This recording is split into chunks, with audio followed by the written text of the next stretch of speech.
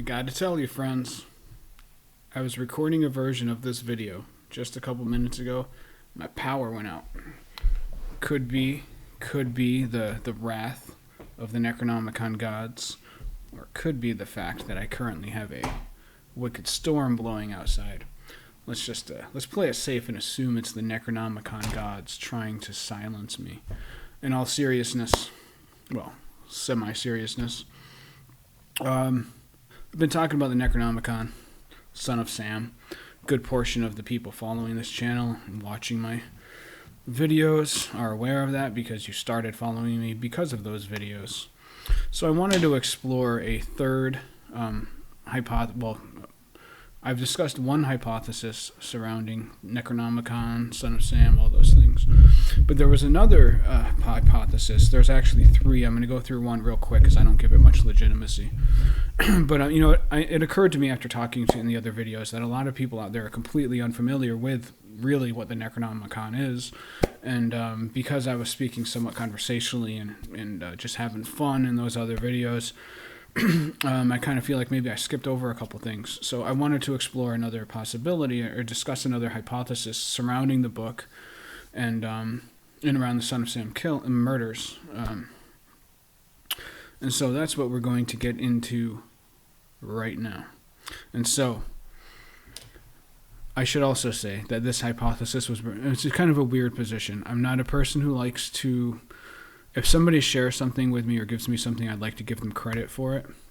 But the person who dropped this seed, this kernel in my mind, is somebody currently much more prominent than I am in this kind of circle.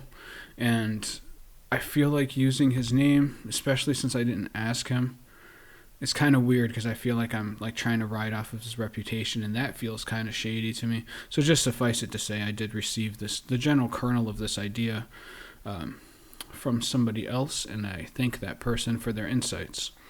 And so regarding the Necronomicon,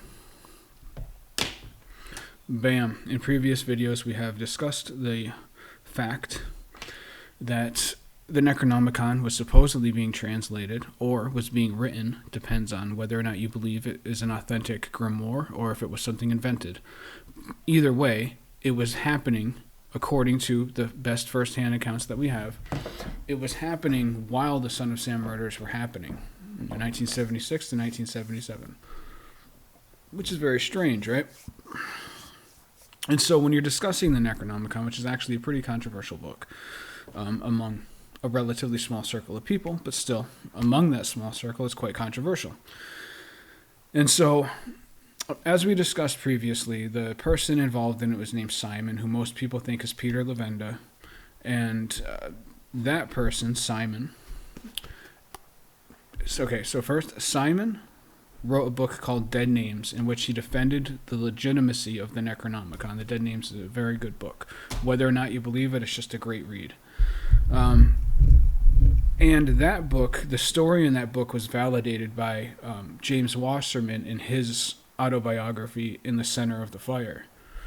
And it was In the Center of the Fire, actually, that made me give a little more legitimacy to this, because with no disrespect intended for Mr. Lavenda, who has never done me any harm, and whose work I actually admire in terms of entertainment and in terms of leading me to learn some new things.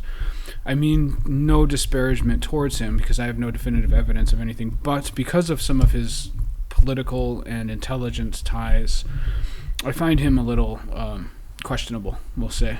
And he definitely has, he appears to have an agenda. And so, while I write nothing off that Peter Lavenda says or writes, I always consider it. At the same time, I'm also a little skeptical all the time. I do not feel quite that way about James Wasserman, simply because from what I've read of James Wasserman and James Wasserman's writings, he strikes me as a person with a lot of integrity and a lot of character and honesty. But, number one, nobody is perfect. Number two, even those of us who have integrity and are honest, sometimes the way those characteristics actually play out in real life is complicated, right? I mean, there's like ends justifying means, wartime, what is good in wartime, like Do you torture the prisoner to save 100 people, or do you just not torture prisoners at all because torture is wrong? These are very hard questions to answer. And so actually assessing whether or not somebody is a person of integrity and moral fiber is actually rarely as obvious as we like to believe it is, right? And so it's kind of a long-winded way of me saying that Wasserman's account inspired me to give the Necronomicon more credibility, but that should not mean that, or that should not be taken to mean that I absolutely believe that the Necronomicon is legitimate, and nor that James Wasserman is telling the truth. James Wasserman could have been fibbing, could have been straight up lying. Who knows exactly what his motivations were, and he might have done it out of what he perceived to be good motivations, right? But anyway, I'm very open-minded about all of this stuff. And I always strive to be clear where I am just kind of shooting from the hip, having fun, and just talking. Most of these videos, I think of them as I'm just talking. When I share my writing, that's me sharing my writing, and that is me, like, talking at people. But most of my videos, I think of them as me initiating conversations, and I like getting conversation back. I'm just looking to talk to people. I'm not trying to pose myself as having the answers to any of these things. I don't. This is fun for me. This is brain candy. It's fascinating. It's intriguing. And I do also believe it's worthwhile, because if evil is done, I think evil should be exposed. Okay. But there's actually two other possibilities to the whole Necronomicon issue. One of them I give basically no legitimacy. I give very little legitimacy to. Some people believe that the Necronomicon was just an old-fashioned grift. You had H.P. Lovecraft, who's one of the most influential horror writers to ever live. Him and Edgar Allan Poe have to be the two guys side by side. And I personally would make the argument that Lovecraft, at this point in history, has had more influence than Poe. But that's, that'll start a fight among literature nerds. But, and so the idea is that because H.P. Lovecraft in his work discussed the supposed Sumerian grimoire called the Necronomicon. And so some people believe that the people who published the book simply were grifting off of that. They saw an opportunity like, hey, let's pretend that this is a real book that we found, and we'll be able to ride off of that controversy. The reason why I don't give that I give that very little validity is simply because publishing has never been a game of reliable profits like that. People don't read too often today, so publishing is not a real profitable business today. But even back when people were reading more, it's always been hard to predict what people are actually going to buy and what they're not going to buy. Even among the major publishing houses, they never publish books that they didn't expect to be successful, and yet a very small number of them were successful. And then at the same time, you have books like Harry Potter, which was like rejected by everybody, and then blows up into this publishing phenomenon.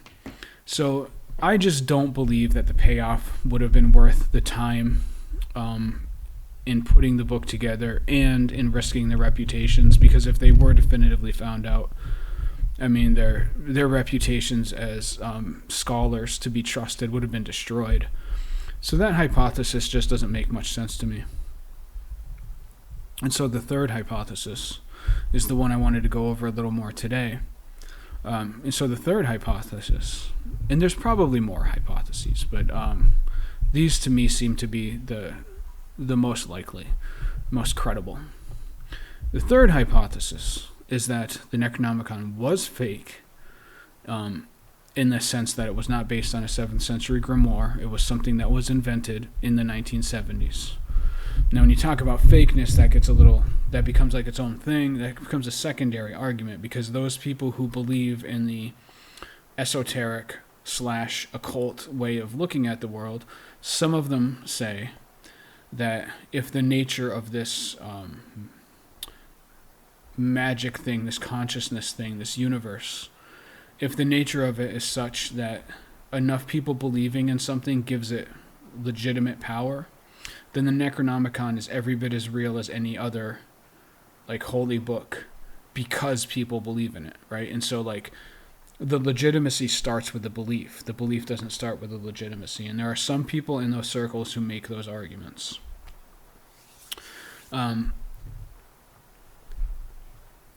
But that aside, that conversation aside, what I'm talking about now would be more of the idea that the Necronomicon has no real spiritual / magical / esoteric / magical validity. I mean, however you want to phrase it.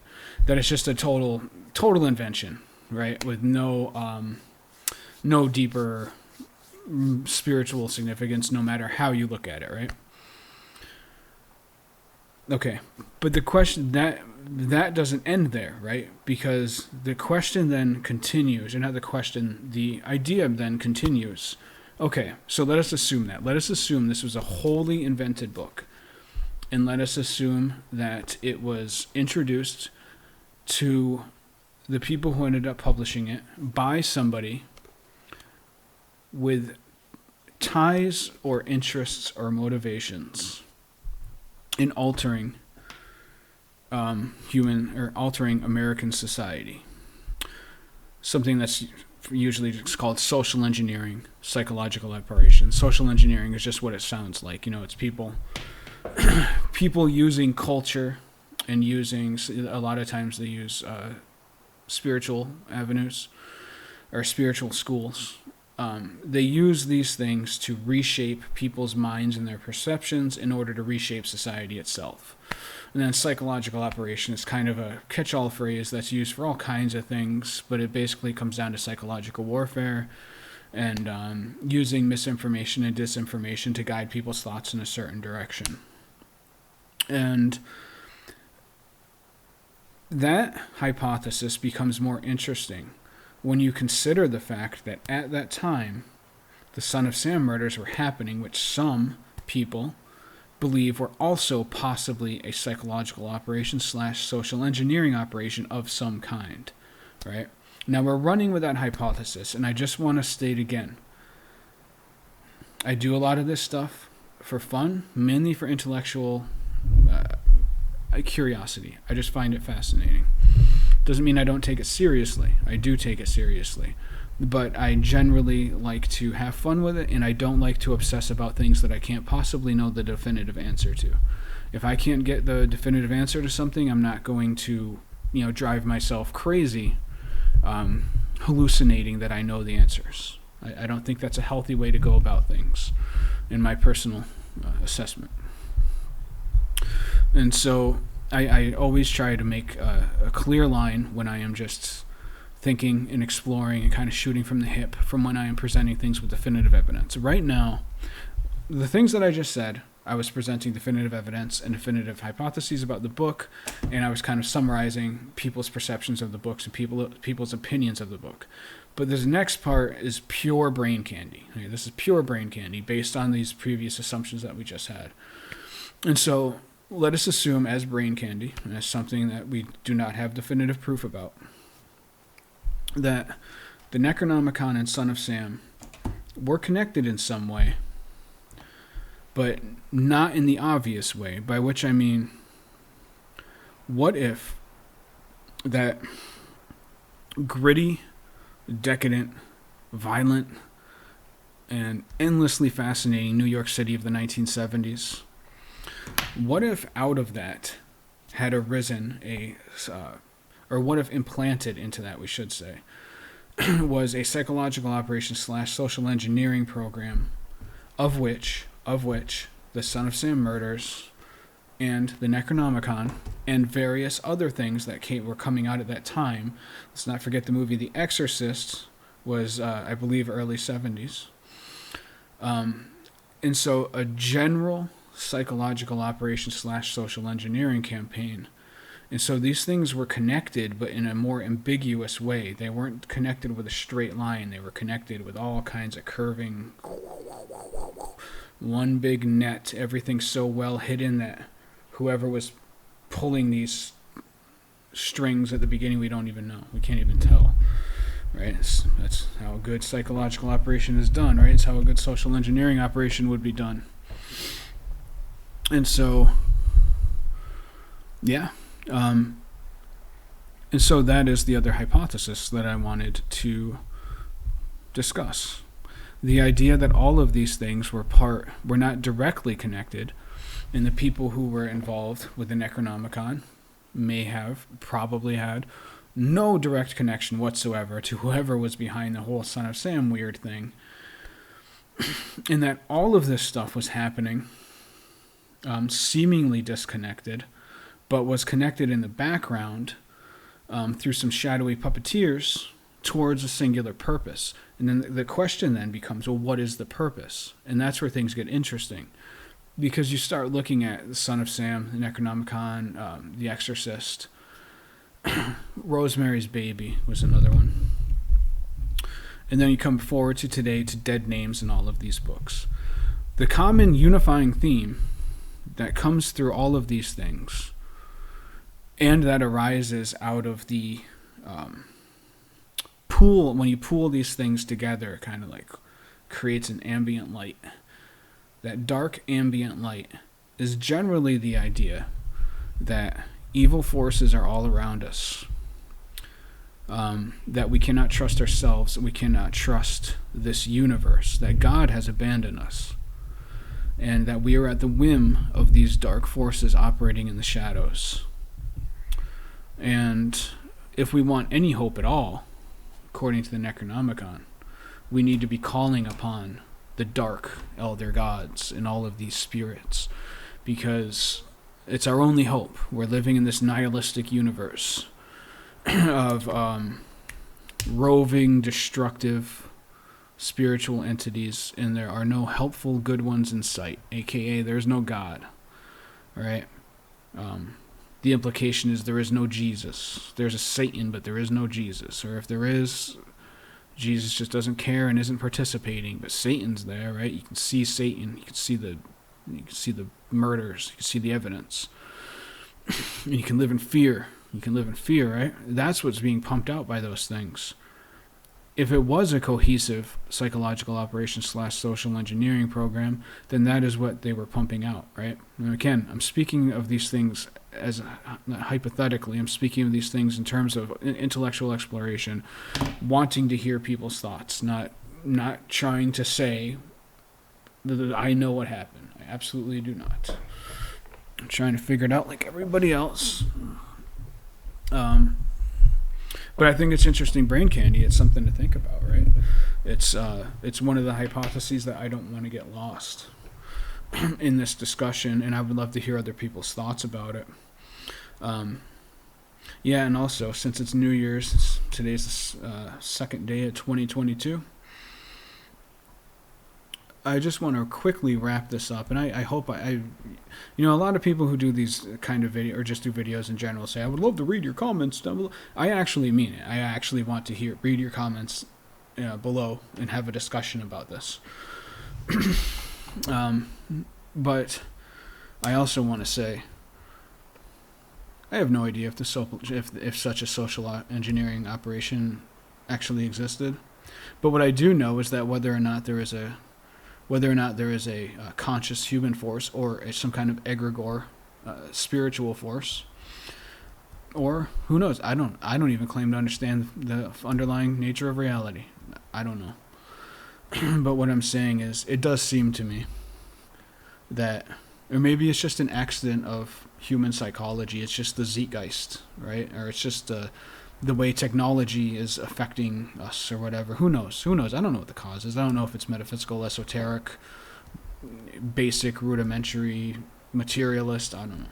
So my point is, it does feel like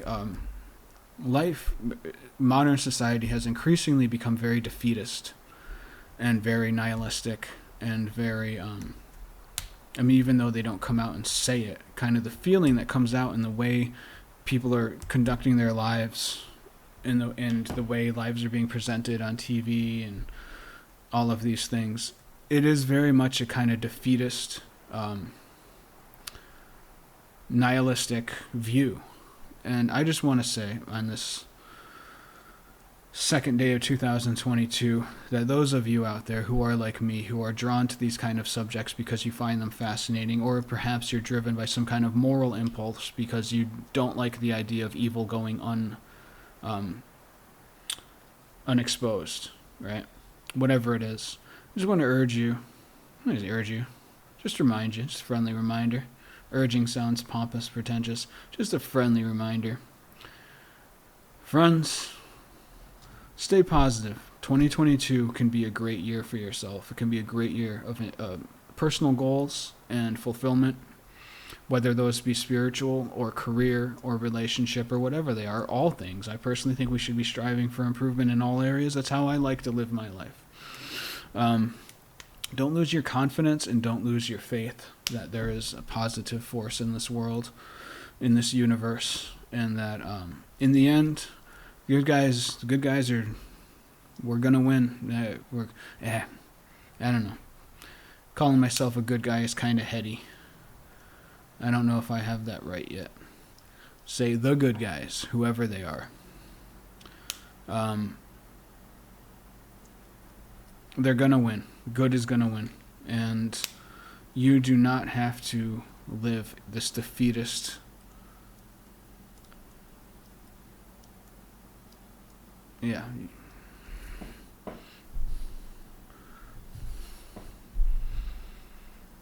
you do not have to, no matter what happens out there, you have control over yourself and over your own life, and you can drive forward with your own goals and with your own destiny.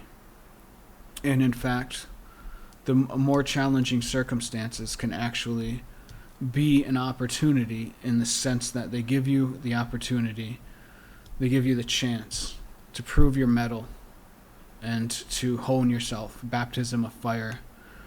And so stick with it, and let's try to spread good vibes through this whole truth community, however you want to say it. I think taking responsibility for putting out confident, competent, positive vibes is part of how we win this thing, because however the despair is being engineered, or maybe it's not being engineered, maybe it's just the inevitable outcome of a society that was living in incredible comfort and safety and easiness. Our lives are so easy. Maybe it's just a natural aspect of humanity that it starts to degrade. Whatever the cause, it doesn't matter. The solution is to live boldly, to live with courage, and live with confidence, and live with happiness, and live with faith that here I am speaking from the future. Not really. I got to rambling, and so rambling so bad that I could not edit together into a cohesive thing. So I'm just recording a new goodbye that I will edit into the previous blunder in which I started rambling, as I am wont to do. And so I just want to say, my friends, 2022 can be a great year. Despite all the sick things in the world, despite the evil, despite the hardships, which undoubtedly is all real, all things that we have to deal with, but in the meantime, keep the faith, have fun. 2022 is going to rock. Make it the best year of your lives. It's up to you. No matter how wicked some of the things are out there in the world, your life is your life. And don't let anybody else dictate it to you. Have great 2022s, my friends. Be triumphant. Peace.